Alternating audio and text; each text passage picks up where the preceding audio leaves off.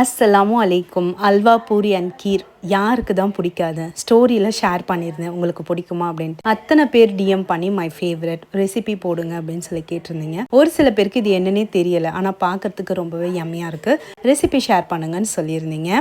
ஹல்வா பூரிக்கு நம்ம ஹல்வா ப்ரிப்பேர் பண்ண போகிறோம். அதுக்காக கடலைப்பருப்பை ஒரு ப்ரெஷர் குக்கரில் சேர்த்துருக்கேன். கடலைப்பருப்பு ஒரு 1/2 கிலோ எடுத்திருக்கேன். 200 கிராம்ஸ் கிட்ட பாதாம் பருப்பு எடுத்திருக்கேன். நீங்கள் முந்திரியும் பாதாமும் கலந்து ஆட் பண்ணுறதாலும் ஆட் பண்ணிக்கோங்க. அப்புறம் பட்டை, ஏலக்காய், தண்ணி முழுகிற அளவு வச்சு ப்ரெஷர் குக் பண்ணி எடுத்துக்கோங்க.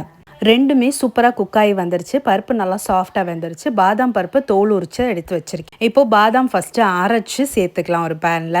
ஸோ பேன் வந்து நல்லா அடிகனமான பாத்திரமாக எடுத்துக்கோங்க. அப்போ தான் வந்து அடிப்பிடிக்காமல் இருக்கும்.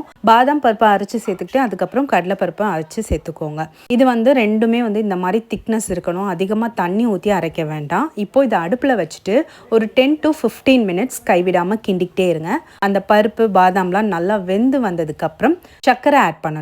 சர்க்கரை ஒரு 400 கிராம் அளவு நான் சேர்த்துருக்கேன். 1/2 கிலோவுக்கு கொஞ்சம் கம்மி. கூடவே குங்குமப்பூ சேர்த்துட்டு நல்லா மிக்ஸ் பண்ணிகிட்டே இருங்க. சர்க்கரை போட்ட உடனே அப்படியே இலகி கொடுக்கும். கைவிடாமல் கிண்டிகிட்டே இருங்க. இன்னொரு 15 நிமிஷத்துக்கு இந்த மாதிரி பபிள்ஸ் வர ஆரம்பிக்கும். அப்போ நெய் விட்டு இன்னொரு 10 நிமிஷம் கிண்டிகிட்டே இருக்கணும். அப்போது நல்லா திக்காகி நிறைய பபிள்ஸ் வர ஆரம்பிக்கும். இந்த மாதிரி பபிள்ஸ் வரும்போது கையிலலாம் தெரிக்கும். அதனால உடன் ஸ்பேச்சுலா நல்ல அந்த ஹேண்டில் வந்து நல்லா நீளமாக இருக்க மாதிரி பார்த்துக்கோங்க. இல்லைன்னா கையில் க்ளவுஸ் போட்டுக்கோங்க. கிட்டத்தட்ட ஒரு 1 hour ஆகும் இந்த அல்வா பண்ணி எடுக்கிறதுக்கு.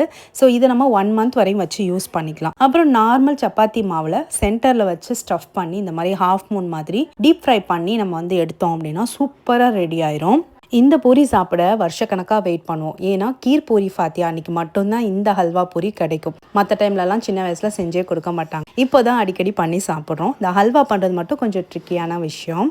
அல்வா மட்டும் ப்ரிப்பேர் பண்ணி வச்சுட்டோம் அப்படின்னா எப்போ வேணால் இந்த பூரி செஞ்சு சாப்பிட்றலாம். கீரோட சாப்பிட்றதுக்கு அவ்வளோ சூப்பராக இருக்கும். கண்டிப்பாக ட்ரை பண்ணி பாருங்கள்.